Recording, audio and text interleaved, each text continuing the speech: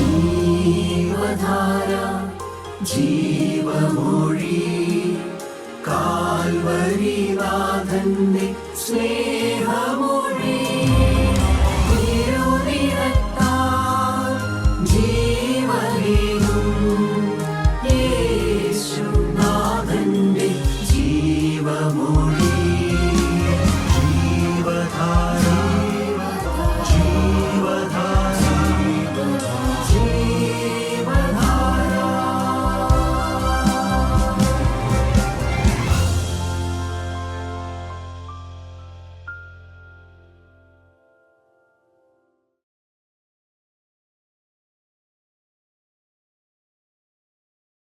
ദൈവനാമം മഹത്വപ്പെടുമാറാകട്ടെ.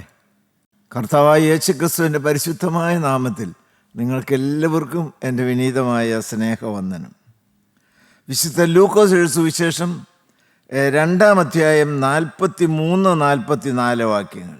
പെരുന്നാൾ കഴിഞ്ഞ് മടങ്ങിപ്പോരുമ്പോൾ ബാലനായ യേശു യെരുശലേമിൽ താമസിച്ചു. അമ്മയപ്പന്മാരോ അറിഞ്ഞില്ല. സഹയാത്രക്കാരുടെ കൂട്ടത്തിലുണ്ടായിരിക്കുമെന്ന് അവർ ഊഹിച്ചിട്ട് ഒരു ദിവസത്തെ വഴി പോന്നു. പിന്നെ അവനെ ബന്ധുക്കളുടെയും പരിചയക്കാരുടെയും ഇടയിൽ തിരഞ്ഞു. ദൈവത്തിൻ്റെ മഹത്വം. യേശു കൂടെ ഉണ്ടായിരിക്കും എന്ന് ഊഹിച്ച് അവർ യാത്ര ചെയ്തു. ഇന്നത്തെ നമ്മുടെ ധ്യാന വിഷയം ഊഹിച്ചുള്ള ക്രിസ്തീയ യാത്ര. മിഥ്യാബോധത്തിൽ കുടുങ്ങിയുള്ളതായ ആത്മീയ മുന്നേറ്റം. ആത്മാർത്ഥതയുള്ളവരാണ്. ക്രിസ്തീയമായ ജീവിതത്തിൽ താല്പര്യത്തോടെ വിശ്വാസത്തോടെ ഇറങ്ങിത്തിരിച്ചവരാണ്. ഇവിടെ നാം കാണുന്നത് മറ്റാരുടെയുമല്ല, കന്യമറിയാവിൻ്റെയും യൗസേപ്പ് പിതാവിൻ്റെയും കാര്യമാണ്. യേശുക്രിസ്തുവിന് 12 വയസ്സുള്ളപ്പോൾ അവർ യെരുശലേം ദേവാലയത്തിൽ പെരുന്നാളിൽ സംബന്ധിക്കുവാൻ വേണ്ടി പോയി. പെരുന്നാളെല്ലാം ആഘോഷിച്ച് അവസാനം മടക്കയാത്രയിലാണവർ. വലിയ കൂട്ടം ആളുകൾ സംഘമായി നടന്നു പോകുന്നുണ്ട്. ഇവരുടെ ദേശത്തിൽ നിന്നും ചാർച്ചക്കാരിൽ നിന്നും പലരും മറിയോടും യൗസേപ്പിനോടും ചേർന്നുണ്ട്. കർത്താവായ യേശുക്രിസ്തു ദൈവാലയത്തിൽ നിന്നിറങ്ങുമ്പോൾ അവരുടെ കൂടെ ഉണ്ടായിരിക്കുമെന്നാണ് അവർ ധരിച്ചത്. എന്നാൽ മുന്നോട്ട് വന്നു. അപ്പോഴാണ് മനസ്സിലായത് യേശുവിനെ കാണുന്നില്ല. അപ്പോൾ അവർ ആശ്വാസം കൊണ്ടത് എങ്ങനെയാണ്? അവർ ഊഹിച്ചു. എന്ത്? സഹയാത്രക്കാരുടെ അടുക്കൽ, ബന്ധുമിത്രാദികളുടെയോ പരിചയക്കാരുടെയോ അടുക്കൽ തീർച്ചയായിട്ടും യേശു കാണും എന്ന് അവർ ഊഹിച്ച് മുന്നോട്ട് യാത്ര ചെയ്യുകയാണ്. പിന്നീട് മനസ്സിലായി യേശു അവരുടെ ആരുടെയും കൂടെ ഇല്ല എന്നുള്ള കാര്യം. അറിഞ്ഞപ്പോൾ ലേറ്റായി. അവർ മടക്കയാത്ര തുടങ്ങി. തിരികെ വന്നപ്പോൾ കർത്താവായ യേശുക്രിസ്തു യെരുശലേം ദേവാലയത്തിലുണ്ട്. 3 ദിവസം അവരുടെ ജീവിതത്തിൽ നഷ്ടപ്പെട്ടു. ഏത് ആത്മീയ രംഗത്ത് നിൽക്കുന്നവർക്കും യേശു നഷ്ടപ്പെടാം. ഉടനെ അവർ അതറിയണമെന്നില്ല. എങ്കിലും കുഴപ്പമൊന്നുമില്ല, പ്രകടമായ പാപങ്ങളൊന്നും വരുന്നില്ലല്ലോ, ഞങ്ങളുടെ കൂട്ടായ്മയിൽ ദൈവമുണ്ടല്ലോ, വചനം കേൾക്കുന്നുണ്ടല്ലോ, വചനത്തിന് ഞങ്ങളും പോകുന്നുണ്ടല്ലോ, വേദപുസ്തകം വായിക്കുകയും പ്രാർത്ഥിക്കുകയും ചെയ്യുന്നുണ്ടല്ലോ എന്നെല്ലാം ഊഹിച്ച് യേശു കൂടെ കാണുമെന്നുള്ളതായി മിഥ്യാധാരണയിൽ മുന്നോട്ട് പോകുന്നവർ അനേകരാണ്. യേശു നഷ്ടപ്പെട്ടത് യൗസേപ്പും കന്യമാതാവും അറിഞ്ഞില്ല. ദൈവമക്കളെ, അവരെ വ്യക്തിപരമായി ഏതെങ്കിലും കാര്യത്തിൽ വിമർശിക്കാനല്ല ഞാൻ പറയുന്നതിന് ഞാൻ ആര്. പക്ഷേ യേശു ഇപ്പോൾ കൂടെ ഇല്ല എന്നുള്ളത് സത്യമാണ്. നഷ്ടപ്പെട്ടത് യെരുശലേം ദേവാലയത്തിൽ വെച്ചാണ്, പെരുന്നാളിൽ വെച്ചാണ്. ഞാനത് പറഞ്ഞാൽ നിങ്ങൾക്ക് ഇഷ്ടക്കുറവ് വരരുത്. പല ആത്മീയ രംഗങ്ങളുമായി ബന്ധപ്പെട്ടാണ് കർത്താവായ യേശുക്രിസ്തു പലപ്പോഴും പലർക്കും നഷ്ടപ്പെടുന്നത്. എങ്കിലും കുഴപ്പമൊന്നും ഇല്ല എന്ന് വിചാരിച്ച് അവർ ജീവിതയാത്ര മുന്നോട്ട് കൊണ്ടുപോവുകയാണ്. ഇവിടെ വേദനപ്പെടുത്തുന്ന ഒരു ശബ്ദം കേൾക്കുന്നുണ്ട്. അവർ സഹയാത്രക്കാരുടെ അടുക്കൽ അന്വേഷിച്ചു, അവിടെയില്ല. അവർ ബന്ധുക്കളുടെ അടുക്കൽ അന്വേഷിച്ചു, അവരുടെ അടുക്കലും യേശുവില്ല. പരിചയക്കാരുടെ അടുക്കൽ അന്വേഷിച്ചു, അവരുടെ കൂട്ടത്തിലും യേശുവില്ല. നാം കാണുന്ന പല രംഗങ്ങളിലും യേശുവില്ല. ഏറ്റവും വേണ്ടപ്പെട്ടവരാണ്. ദൈവമക്കളെ, ഇന്ന് ഏതെല്ലാം പ്രസ്ഥാനങ്ങളിൽ യേശുവുണ്ട്, ഏതെല്ലാം ദൈവാലയങ്ങളിൽ യേശുവുണ്ട്, ഏതെല്ലാം ആത്മീയ പ്രവർത്തന രംഗങ്ങളിൽ യേശുവുണ്ട്, ഏതെല്ലാം കൺവെൻഷൻ പന്തലുകളിൽ യേശുവുണ്ട്, ഏതെല്ലാം ഭവനങ്ങളിൽ യേശുവുണ്ട്. നിങ്ങളുടെ ബന്ധുക്കളിൽ യേശുവുള്ള രക്ഷയുടെ സന്തോഷം അനുഭവിക്കുന്ന ദൈവമക്കൾ ആരെല്ലാം ഉണ്ട്?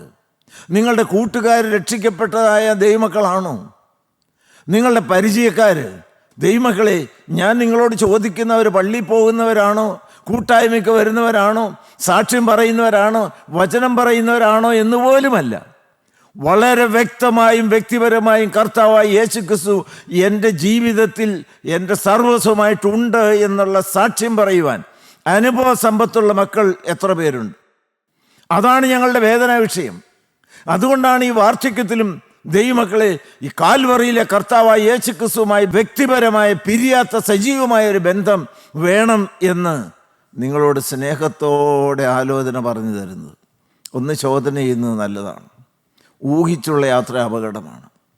അങ്ങ് നിത്യതയുടെ കവാടത്തിൽ ചെല്ലു കഴിയുമ്പോഴേക്കും യേശു ഇല്ലെങ്കിലോ? 10 കന്യമാരിൽ 5 പേര് യേശു ഉണ്ട് എന്ന് വിചാരിച്ചുകൊണ്ടല്ലേ മുന്നോട്ട് പോയത്? വാതുക്കൽ വന്ന് മുട്ടുപോലും ചെയ്തില്ലേ? ദൈവമക്കളെ, സ്വർഗവാതിലിൻ്റെ തൊട്ടടുത്ത് നിന്ന് നരകത്തിലേക്ക് തുറക്കുന്നൊരു വാതിലുണ്ട്. ആരും നിങ്ങൾ നഷ്ടപ്പെട്ടു പോകാനായിട്ട് ഇടവരരുത്. യേശു എന്നോട് കൂടെയുണ്ടോ എന്നുള്ളതായ വ്യക്തമായ ബോധ്യം, അനുഭവ സമ്പത്ത് നിങ്ങൾക്കുണ്ടായിരിക്കണം. പ്രത്യേകിച്ച് സ്ത്രീകളോട് പറഞ്ഞാൽ മനസ്സിലാകും. അവർ ഗർഭസ്ഥാവസ്ഥയിലാണെങ്കിൽ ഗർഭസ്ഥ ശിശു ചലിക്കുന്ന ചലനം അവർക്ക് മനസ്സിലാക്കുവാൻ സാധിക്കും. അതിൻ്റെ ഒരു മൂവ്മെൻറ്റ് അവർക്ക് വ്യക്തമായൊരു ബോധ്യമുണ്ട്, ഒരു ജീവിക്കുന്ന ശിശു എൻ്റെ ഉള്ളത്തിലുണ്ട് എന്ന്. ദൈവമക്കളെ, ആ ചലനം നിങ്ങളിപ്പോൾ അനുഭവിക്കുന്നുണ്ടോ? ഹല്ലേലൂയ, ഹല്ലേലൂയ, നന്ദിയോടെ സ്തോത്രം. നിങ്ങളുടെ ഉള്ളം തുറന്നു നോക്കിയാൽ യേശു അവിടെയുണ്ടോ? യേശുവിൻ്റെ ദിവ്യ സ്വഭാവം നിങ്ങളുടെ ജീവിതത്തിൽ പ്രതിബിംബിക്കുന്നുണ്ടോ? കർത്താവായ യേശുക്രിസ്തുവിന് സമാധാനത്തോടും സന്തോഷത്തോടും ആശ്വാസത്തോടും കൂടി നിങ്ങളുടെ കർത്താവായി ഹൃദയത്തിൽ വാഴുവാൻ സാധിക്കുന്നുണ്ടോ? ഒരു കാര്യം ഞാൻ നിങ്ങളോട് വളരെ വിനയത്തോടെ കെഞ്ചി അപേക്ഷിച്ചുകൊണ്ട് പറയുകയാണ്. നിങ്ങൾ ആത്മാർത്ഥതയോടെ നിങ്ങൾ വിശ്വാസത്തിൽ ഇരിക്കുന്നുവെന്ന് നിങ്ങളെ തന്നെ ശോധന ചെയ്തു കഴിഞ്ഞാൽ എവിടെയോ വെച്ച് കർത്താവായ യേശുക്രിസ്തു കൈമോശം വന്നു പോയല്ലോ എന്നുള്ള സത്യം നിങ്ങൾക്ക് മനസ്സിലാകും. ഉടനെ നിരാശപ്പെടുകയല്ല വേണ്ടത്, ഉടനെ എങ്ങോട്ടെങ്കിലും ഓടുകയല്ല വേണ്ടത്. ദൈവത്തിൻ്റെ സ്തോത്രം. ഉടനെ നിങ്ങൾ അന്വേഷിച്ച് പുറപ്പെടണം. അന്വേഷിച്ചാൽ കണ്ടെത്തുമെന്ന് കർത്താവ് നമുക്ക് വാക്ക് തന്നിട്ടുണ്ട്. എവിടെ വെച്ച് നഷ്ടപ്പെട്ടോ ആ രംഗത്തേക്ക് നിങ്ങൾ അന്വേഷിച്ച് ചെല്ലണം. ദൈവാലയത്തിൽ വെച്ചാണ് നഷ്ടപ്പെട്ടതെന്നവർക്ക് മനസ്സിലായി. അവർ മടക്കയാത്ര ഉടനെ ആരംഭിച്ചു. ചെന്ന് യേശുവിനെ കണ്ടു, യേശുവിനെ സന്തോഷത്തോടെ കരം പിടിച്ച് കൂട്ടിക്കൊണ്ടു വന്നു. ഇന്ന് യേശു ഇല്ലാതെ ഈ പ്രാർത്ഥനാ രംഗത്തേക്ക്, ഈ വചന ശുശ്രൂഷ രംഗത്തേക്ക് കടന്നു വന്നത് ഈ മക്കൾ, ഹല്ലേലൂയ, ഇന്ന് കർത്താവായ യേശുക്രിസ്തു നഷ്ടപ്പെട്ടു എന്ന് ബോധ്യമുള്ള ദൈവമക്കൾ മടങ്ങി വന്ന് കർത്താവായ യേശുക്രിസ്തുവിനെ സ്വീകരിച്ചുകൊണ്ട് വേണം പോകാനായിട്ട്. ഹല്ലേലൂയ, യേശു നമ്മുടെ മധ്യത്തിലുണ്ട്. ഹല്ലേലൂയ, നന്ദിയോടെ സ്തോത്രം. ശമരിയക്കാരി സ്ത്രീയെ തേടി വന്ന ദൈവം, അവൾ നല്ലവളായിട്ടല്ല, കർത്താവായ യേശുക്രിസ്തുവിൻ്റെയും സുവിശേഷത്തിൻ്റെയും ശത്രുവായിട്ട് ഓടിയതായിരിക്കുന്ന ശൗലിൻ്റെ പിന്നാലെ ഈ 2 കാലുകൾ ഓടി ദമസ്കോസിൻ്റെ വെടിവാതിൽക്കൽ വെച്ച് കണ്ടുമുട്ടി. അതേ യേശു ഇന്ന് നമ്മുടെ മധ്യത്തിലേക്ക് വന്നിട്ടുണ്ട്. ഹല്ലേലൂയ, ഹല്ലേലൂയ, നന്ദിയോടെ സ്തോത്രം. അവർ യേശുവിനെ സ്വീകരിച്ചതുപോലെ ദൈവജനമേ, നിങ്ങളുടെ ഹൃദയം തുറക്കുക, കർത്താവായ യേശുക്രിസ്തുവിനെ സ്വീകരിക്കുക, യഥാസ്ഥാനപ്പെടുക. അപ്പോൾ നിങ്ങൾ സ്വർഗരാജ്യത്തിൽ ഭാഗ്യവാന്മാരായിത്തീരും. ദൈവത്തിൻ്റെ മഹത്വം. ഒന്ന്, ഈ ഔസേപ്പും മറിയും കർത്താവായ യേശുക്രിസ്തു കൂടെ കാണും എന്ന് ഊഹിച്ച് യാത്ര ചെയ്തു. രണ്ടാമത്തെ കാര്യം, മത്തായി സുവിശേഷം 2-ാം അധ്യായം 1 മുതൽ 3 വരെയുള്ള വാക്യങ്ങൾ. ഹെരോദ് രാജാവിൻ്റെ കാലത്ത് യേശു യഹൂദയിലെ ബേത്ലഹേമിൽ ജനിച്ച ശേഷം കർത്താവായ യേശുക്രിസ്തു ബേത്ലഹേമിലെ പുൽത്തൊട്ടിയിൽ ജനിച്ചു വീണ് കിടക്കുകയാണ്. കിഴക്ക് നിന്ന് വിദ്വാൻമാർ യെരുശലേമിലെത്തി. കിഴക്ക് നിന്ന് വിദ്വാൻമാർ നക്ഷത്രത്തെ നോക്കി യാത്ര പുറപ്പെട്ടു. യഹൂദന്മാരുടെ രാജാവായി പിറന്നവൻ എവിടെ? ഞങ്ങൾ അവൻ്റെ നക്ഷത്രം കിഴക്ക് കണ്ട് അവനെ നമസ്കരിപ്പാൻ വന്നിരിക്കുന്നുവെന്ന് പറഞ്ഞു. ഹെരോദാ രാജാവ് അത് കേട്ടിട്ട് അവനും യെരുശലേമൊക്കെയും ഭ്രമിച്ച്. ദൈവത്തിൻ്റെ സ്തോത്രം. ദൈവമക്കളെ, നിങ്ങൾക്ക് അർത്ഥം മനസ്സിലാകുന്നുണ്ടോ? യഹൂദന്മാരുടെ രാജാവിൻ്റെ ജനനം, കർത്താവായ യേശുക്രിസ്തുവിൻ്റെ ജനനം, രാജാതി രാജാവായിരിക്കുന്ന കർത്താവായ യേശുക്രിസ്തുവിൻ്റെ ജനനം തീർച്ചയായിട്ടും സമുന്നതമായിരിക്കുന്ന കൊട്ടാരത്തിലായിരിക്കുമെന്ന് ഊഹിച്ച വിദ്വാൻമാർ യാത്ര ചെയ്തു. വചനമറിയാവുന്നവരാണ്, ദൈവത്തെ അന്വേഷിച്ച് പുറപ്പെട്ടവരാണ്, നക്ഷത്രത്തെ നോക്കി യാത്ര പുറപ്പെട്ടവരാണ്, മുന്നോട്ട് ഗമിച്ചു. പക്ഷേ ഒരു ഘട്ടം വന്നപ്പോൾ അവർ നക്ഷത്രത്തിൽ നിന്ന് കണ്ണുപറിച്ചു. അവരുടെ ബുദ്ധിയുടെ പ്രമാണത്തെ അവരനുസരിക്കാൻ തുടങ്ങി. യേശു രാജാവല്ലേ, തേജോമയനായ ദൈവമല്ലേ, സർവശക്തനായ ദൈവമല്ലേ, അവൻ തീർച്ചയായിട്ടും സമുന്നതമായിരിക്കുന്ന ആ കൊട്ടാരത്തിൽ മാത്രമേ ജനിക്കുകയുള്ളൂ. അതിലെ താണ ഒരു രംഗത്തേക്ക് കർത്താവ് പോവുകയില്ല എന്നാണ് അവർ ഊഹിച്ചത്. പ്രകടമായ തെറ്റാണ് അവർക്ക് പറ്റിയത്. അവർ കൊട്ടാരത്തിനകത്ത് പ്രവേശിച്ചു, രാജാവിനെ കാണുകയാണ്. ദൈവത്തിന് സ്തോത്രം. ചെന്ന് ചോദിക്കുന്ന യഹൂദന്മാരുടെ രാജാവായി പിറന്നവൻ എവിടെ? ഹല്ലേലൂയ, ദൈവത്തിന് സ്തോത്രം, ദൈവത്തിൻ്റെ മഹത്വം. ഇറങ്ങിത്തിരിച്ചവരല്ലേ? ഇറങ്ങിത്തിരിച്ചവർ വഴിതെറ്റിയാൽ അപകടം വലുതാണ്, പ്രത്യാഘാതങ്ങൾ വലുതാണ്. ഞാനിത് പറയുമ്പോൾ ദൈവമക്കൾ ഓരോരുത്തരും, ആത്മാവിൻ്റെ രംഗത്ത് ശോഭിച്ച് നിൽക്കുന്നവരോരോരുത്തരും, ദൈവമെടുത്ത് ഉപയോഗിക്കുന്ന ദൈവമക്കൾ, സ്വർഗരാജ്യം വേണമെന്ന ആഗ്രഹത്തോടെ ഇറങ്ങി പുറപ്പെട്ട ദൈവമക്കൾ, ജീവിതം കർത്താവിൻ്റെ കരങ്ങളിലേക്ക് വ്യക്തമായി കൈമാറിയതായ ദൈവമക്കൾ, ജീവിതയാത്രയിൽ കാലടികൾ വെച്ച് മുന്നോട്ട് ഗമിക്കുവാൻ ആഗ്രഹിച്ച് ഇറങ്ങി പുറപ്പെട്ട ദൈവമക്കൾ ബുദ്ധിയുടെ പ്രമാണത്തിലേക്ക് പോയാൽ അപകടം വലുതാണ്. ദൈവമക്കളെ, ഒരു സമയത്ത് വിശ്വാസത്തിൻ്റെ കാലടികൾ എടുത്തു വെച്ച് യേശുവിനെ കാണുവാൻ മുന്നോട്ട് ഗമിച്ചവരാണ്. തെറ്റുപറ്റാത്ത നക്ഷത്രത്തെ നോക്കി പരിശുദ്ധാത്മാവിൻ്റെ നടത്തിപ്പ് പ്രകാരം മുന്നോട്ട് പോയവരാണ്. പക്ഷേ ഇപ്പോൾ അവരുടെ ബുദ്ധിയുടെ പ്രമാണത്തിലേക്ക് അവരുടെ കണ്ണും കരളും പോയി. ചെന്ന് കയറിയത് കൊട്ടാരത്തിലാണ്. കാരണം ബൗദ്ധികമായ ചില പ്രമാണങ്ങളാണ് അവരെ ഭരിച്ചത്. എന്തു പറ്റി? യഹൂദന്മാരുടെ രാജാവായി പിറന്നു, യേശു അധികാരത്തോടെ വാഴാൻ പോകുന്നുവെന്ന് ഹെരോദാവ് അറിഞ്ഞപ്പോൾ അവന് വെപ്രാളമായി. ദൈവമക്കളെ, അത് മുഖാന്തരം ആ വിദ്വാൻമാർക്ക് വഴിതെറ്റിയത് കൊണ്ട് എന്തുമാത്രം കുഞ്ഞുങ്ങൾ ജീവൻ നഷ്ടപ്പെട്ട് നശിച്ചു.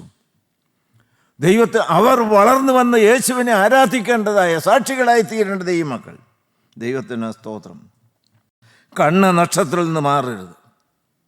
യേശുവിൻ്റെ മുഖത്ത് നിന്ന് കണ്ണ് പറിച്ച് ഒരു സ്റ്റെപ്പ് വെക്കാൻ ഇടവരരുത്. വിശ്വാസത്തിന് നായകനും പൂർത്തിവരുത്തനുമായ കർത്താവായ യേശുക്രിസ്തുവിനെ മാത്രം നോക്കിക്കൊള്ളണം. ഹല്ലേലൂയ. പ്രലോഭനങ്ങൾ വരാം, ബുദ്ധിയുടേതായ ചില ചിന്താധാരകൾ നിന്നെ വഴിതെറ്റിച്ചു എന്ന് വരാം. ഹല്ലേലൂയ, ദൈവത്തിന് സ്തോത്രം. എങ്കിലും ദൈവമക്കളെ, ഒരിക്കലും അതിന് വഴിപ്പെട്ടു പോകരുത്. അവർക്ക് തെറ്റുപറ്റിയെന്ന് മനസ്സിലായി അവരിറങ്ങി തിരിച്ച് നക്ഷത്രത്തിലേക്ക് നോക്കി യാത്ര പുറപ്പെട്ടു, എത്തേണ്ടടുത്ത് എത്തി.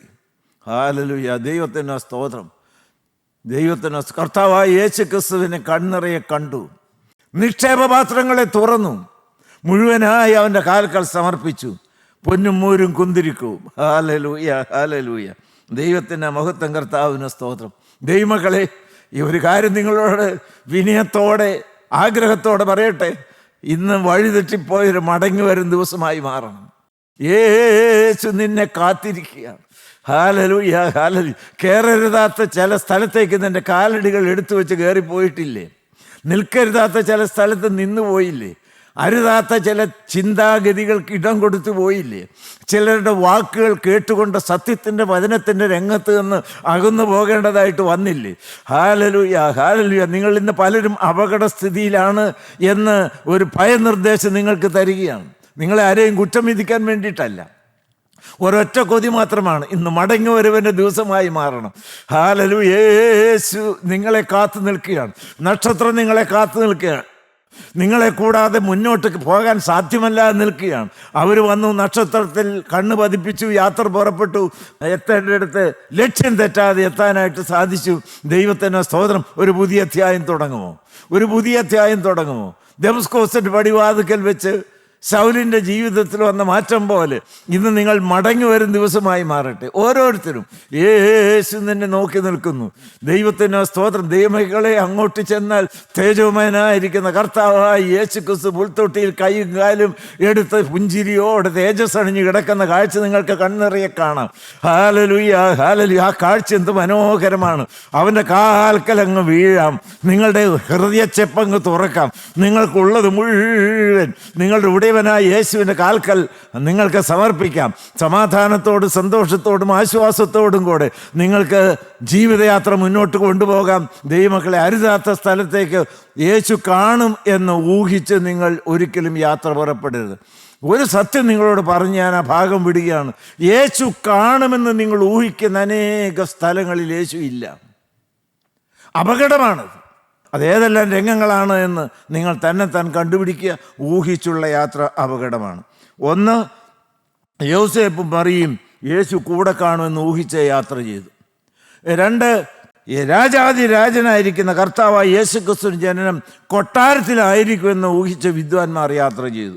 മൂന്നാമത്തെ കാര്യം, മത്തായിയുടെ സുവിശേഷം 7-ാം അധ്യായം 21-ാമത്തെ വാക്യം, എന്നോട് കർത്താവേ കർത്താവേ എന്ന് പറയുന്നവൻ ഏവനുമല്ല, സ്വർഗസ്ഥനായ എൻ്റെ പിതാവിൻ്റെ ഇഷ്ടം ചെയ്യുന്നവനത്രേ സ്വർഗരാജ്യത്തിൽ കടക്കുന്നത്.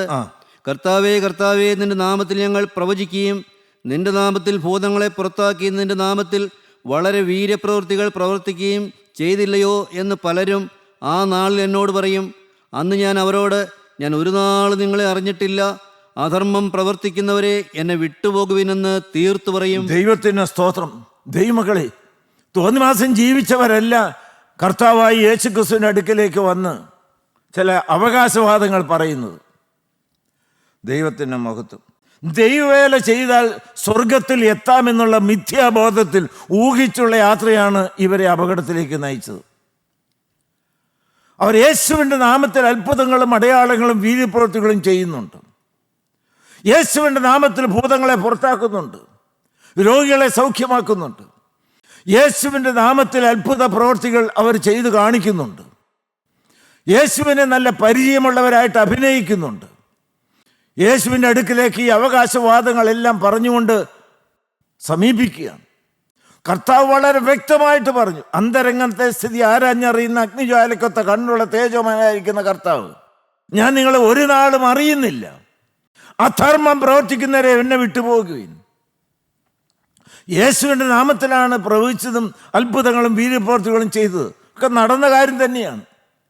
പക്ഷേ കർത്താവായ യേശു ക്രിസ്തു അവരെ അറിയുന്നില്ല. ഈ സത്യം നിങ്ങളൊന്ന് മനസ്സിലാക്കണം. യേശുവിനെ അറിയിച്ചവരെ യേശു അറിയുന്നില്ല എന്ന് പറയുന്ന ഒരു ദിവസം വരുന്നു. കേൾക്കാൻ ചെവിയുള്ളവൻ കേൾക്കട്ടെ എന്ന് ഞാൻ ആവർത്തിച്ച് പറയുന്നു. സുവിശേഷ വേലക്കാർ ഗൗരവത്തോടെ മനസ്സിലാക്കും. അനേകം വീര്യപ്രവൃത്തികളും ദൈവത്തിന് സ്തോത്രം നല്ല ശബ്ദത്തിലുള്ള അതിന് ശുശ്രൂഷയും ഓടി നടന്നുള്ള വേലയും ആത്മീയൻ എന്നുള്ളതായിരിക്കുന്ന ആ ഒരു പരിവേഷവും എല്ലാം നിനക്കുണ്ട്.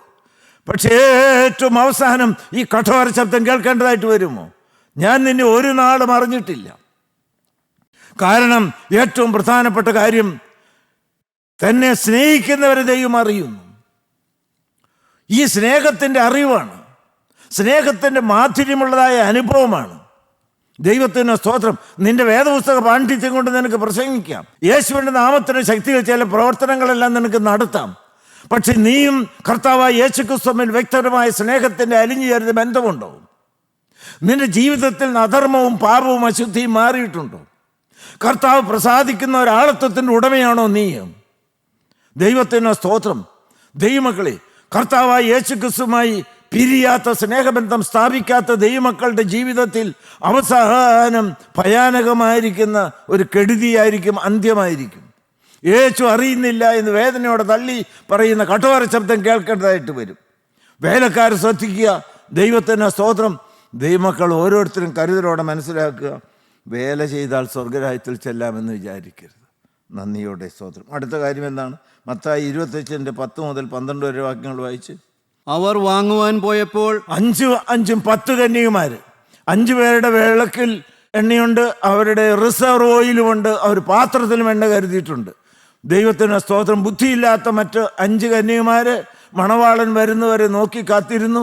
വിളക്ക് തെളിയിച്ചു, പക്ഷെ വിളക്ക് കെട്ടുപോയി. കൂട്ടുകാരോട് ചോദിച്ചു, ഞങ്ങൾക്കും നിങ്ങൾക്കും പോരാതെ വരാതിരിപ്പാൻ ഞങ്ങൾ തരികയില്ല എന്ന് പറഞ്ഞു. അവർ വാങ്ങിക്കാൻ വീണ്ടും പോയി. വായിച്ചു.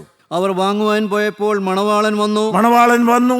ഒരുങ്ങിയിരുന്നവർ അവനോടുകൂടെ കല്യാണ സദ്യക്ക് ചെന്നു. ഒരുങ്ങിയിരുന്ന ആത്മനിറവുള്ള വിശുദ്ധിയെ തികച്ച് വചനപ്രകാരം കാത്തിരുന്ന 5 അവനോടുകൂടി അകത്ത് പ്രവേശിച്ചു, വാതിലടക്കുകയും ചെയ്തു.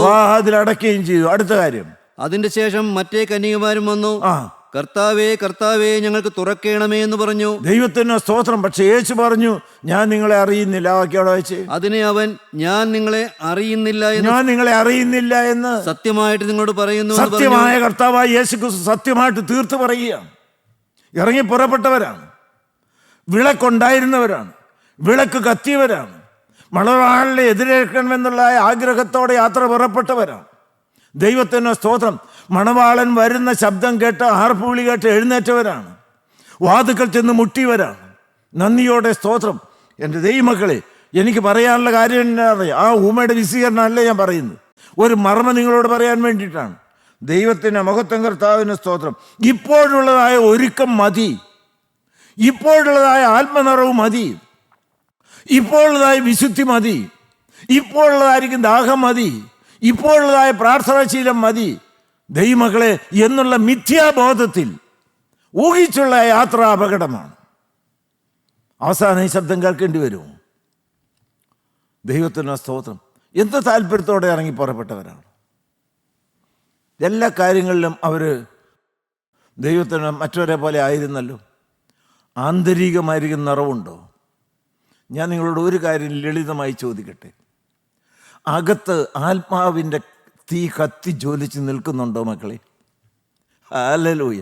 സ്നേഹത്തിൻ്റെ അഗ്നി നിങ്ങളിൽ കത്തുന്നുണ്ടോ? കർത്താവ് പ്രകാശിച്ച് ശോഭിച്ച് നിന്റെ അന്തരംഗത്തിൽ തേജസ്സോടെ വാഴുന്നുണ്ടോ? ഇതൊക്കെ നിങ്ങൾക്ക് മനസ്സിലാവുന്നുണ്ടോ? Hallelujah, hallelujah. കാൽവരിൽ കത്തിതായിരിക്കുന്ന തേജസ് നിങ്ങളുടെ ജീവിതത്തിനകത്ത് ജ്വലിച്ച് പ്രകാശിച്ച് നിങ്ങളുടെ ജീവിതം തന്നെ പ്രകാശമാനമായി മാറിയിട്ടുണ്ടോ? പൊത്തുവരച്ച് ആത്മീയങ്ങളുടെ സ്വർഗ വീട്ടിലെത്താൻ നിങ്ങളൊരിക്കലും ധരിക്കരുത്. ഞാനും ഭയത്തോടെയാണ് ഈ കാര്യം പറയുന്നത്. Hallelujah, hallelujah, hallelujah. ദൈവത്തിന് സ്തോത്രം. ഊഹിച്ചുള്ള യാത്ര അപകടമാണ്. 5 പേരകത്തും 5 പേര് പുറത്തും, ഒരു വാതിലിൻ്റെ വ്യത്യാസം മാത്രമേ ഉള്ളൂ. അതുവരെ സ്വർഗവാതിൽ വരെയും എത്തിയവരാണ്. ഞാൻ ഞെട്ടലോടും ഭയത്തോടും വിറയലോടും കൂടി പറയട്ടെ, ഹല്ലേലൂയ. നമുക്കൊന്ന് ഉണരാം, നമുക്ക് യഥാർത്ഥമായിരിക്കുന്ന അവസ്ഥയൊന്ന് തിരിച്ചറിയാം, നമുക്ക് കത്തുപിടിക്കാം, നമുക്കൊന്ന് ജ്വലിക്കാം. നമ്മുടെ ആളത്വം യേശുവിൻ്റെ ദിവ്യ സ്വഭാവം പോലെ ആയിത്തീരട്ടെ. ദൈവനാമം മഹത്വപ്പെട്ടെ. ദൈവത്തിന് സ്തോത്രം. മർക്കോസിന്റെ സുവിശേഷം 10-ാം അധ്യായത്തിൻ്റെ 19 മുതൽ 22 വരെ വാക്യങ്ങൾ വായിച്ച്. കൊല ചെയ്യരുത്, വ്യഭിചാരം ചെയ്യരുത്, മോഷ്ടിക്കരുത്, കള്ളസാക്ഷ്യം പറയരുത്, ചതിക്കരുത്, നിന്റെ അപ്പനെയും അമ്മയും ബഹുമാനിക്കായി നീ കൽപ്പനകളെ നീ അറിയുന്നുവല്ലോ എന്ന് പറഞ്ഞു.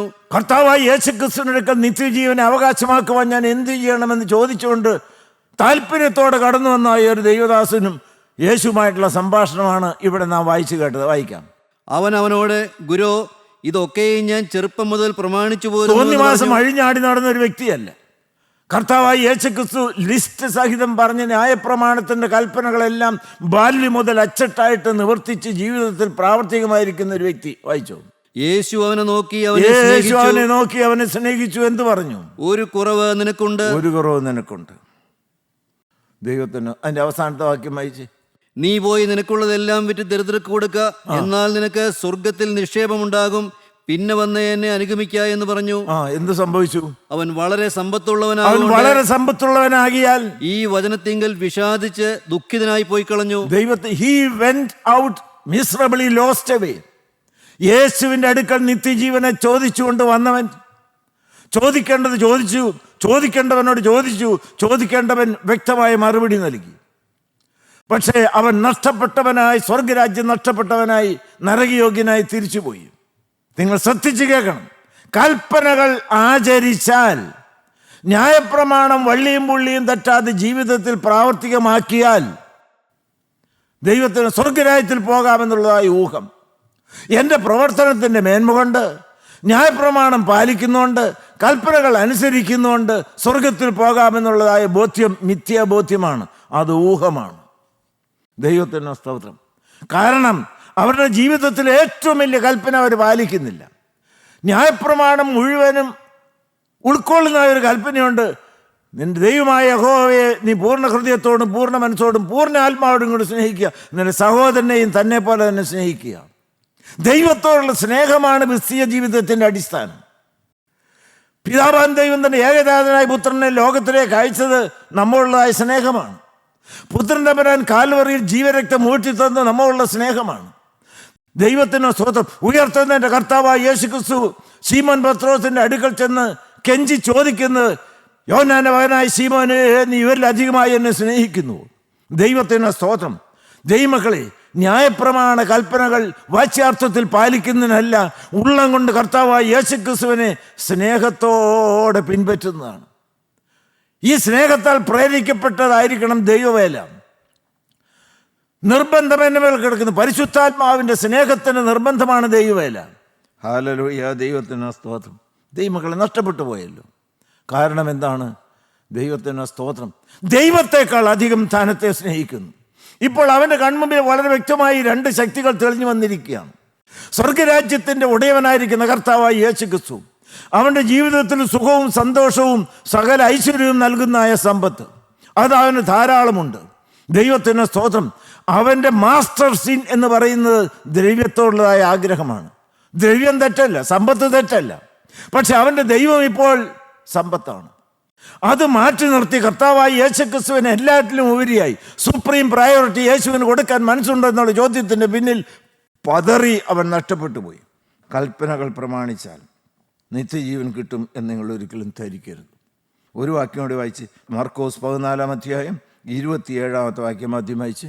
യേശു അവരോട്, നിങ്ങളെല്ലാവരും ഇടറിപ്പോകും. കർത്താവായ യേശുക്രിസ്തുവിന്റെ ശിഷ്യന്മാരോട് വ്യക്തമായി പറഞ്ഞു, നിങ്ങൾ എല്ലാവരും ഇടറിപ്പോകും. ഞാൻ ഇടയനെ വിട്ടും ആടുകൾ ചിതറിപ്പോകുമെന്ന് എഴുതിയിരിക്കുന്നുവല്ലോ. കാൽവറിയിൽ കർത്താവായ യേശുക്രിസ്തു ഇതാ കഷ്ടത അനുഭവിക്കാൻ പോകുന്നു, അപ്പോൾ എൻ്റെ പിന്നാലെ വരുന്ന നിങ്ങൾ ഇടറിപ്പോകുമെന്ന് പറഞ്ഞു.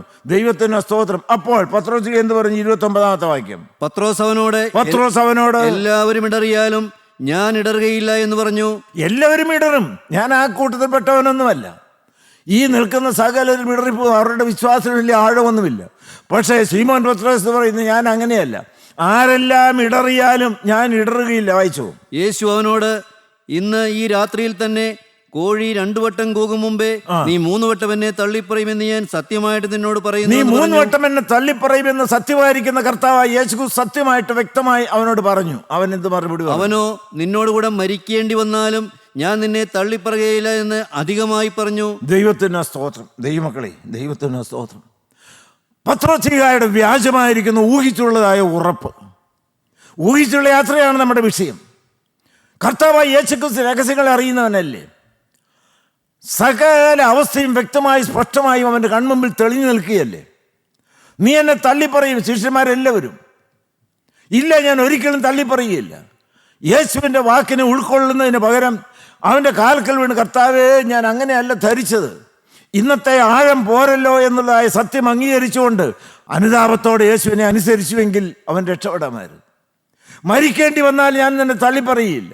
ഇവരെല്ലാവരും തള്ളിപ്പറഞ്ഞാൽ നിന്നെ പറയില്ല. 3 വട്ടം ഇന്ന സമയത്ത് കോഴി കൂന്നിന് അത്രയും പറഞ്ഞാലും ഈ കർത്താവായ യേശുക്രിസ്തുവിനെ തിരിച്ചറിഞ്ഞ് കാൽക്കൽ വീഴണ്ടേ. അവസാനം തലേ കൈവച്ച് ആണയിട്ട് 3 വട്ടം ഞാൻ നിന്നെ അറിയുന്നില്ല എന്ന് പറയേണ്ടതായി വന്നില്ലേ. ദൈവത്തിന് സ്തോത്രം. വ്യാജ ഉറപ്പൊരിക്കലും പാടില്ല. Hallelujah, hallelujah, hallelujah. നിൽക്കുന്നത് കൃപ. പൗലോസ്ലീഹ പറഞ്ഞു കഴിഞ്ഞാൽ ആയിരിക്കുന്നത് ദൈവത്തിൻ്റെ കൃപയാൽ. എൻ്റെ തീരുമാനമോ എൻ്റെതായിരിക്കുന്നതായ ഒരു ശക്തിയൊന്നുമല്ല.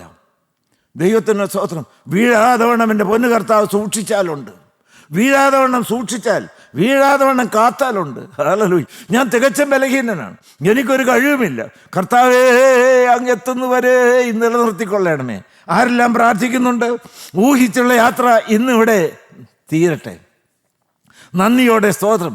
യേശുവിനെ വ്യക്തിപരമായി രുചിച്ചറിയുന്ന സത്യ അനുതാപത്തിലേക്കും ക്രിസ്തീയ ജീവിതത്തിലേക്കും നിങ്ങൾ ഇന്ന് കടന്നു വരാൻ ദൈവം കൃപ തരട്ടെ. നന്ദിയോടെ സ്തോത്രം. അതിന് പൊന്നു തമ്പുരാൻ നമുക്കെല്ലാവരും കൃപ ഒന്ന് സഹായിക്കട്ടെ എന്ന് പ്രാർത്ഥിച്ചുകൊണ്ട് ഞാൻ ഉപസംഹരിക്കുകയാണ്. ദൈവനാമം മാത്രം മഹത്വപ്പെടുമാറാകട്ടെ. ദൈവത്തിന് സ്തോത്രം.